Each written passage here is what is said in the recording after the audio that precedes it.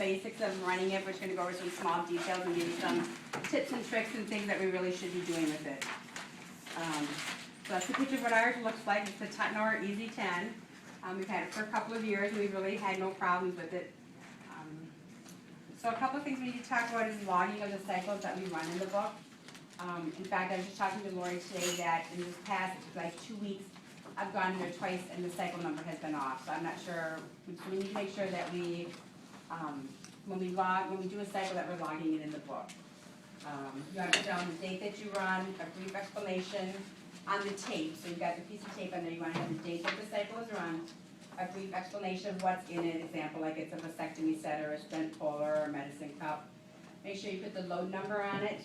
The trick with the load number is that the load number doesn't come up until after you hit start, and it's only there for like 2 seconds and then it's gone, and there's no way to go back and get that load number back. So make sure that you're ready. The book should be accurate, but if not, make sure that you take a look at it.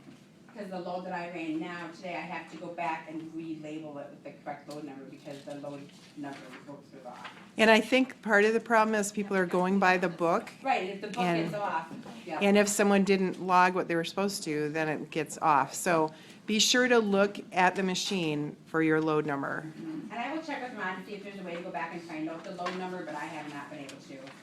And then your initials should go on there as well, and then there's a comment section in the book. Like I put in there that the cycles were off in the comment section of the book. But it's real important that we have that on there. Things are sterile until the sterility has been broken, so there's not an expiration date of like a year like we thought there was. Labeling of the packages, okay, so this is kind of the same as the other one.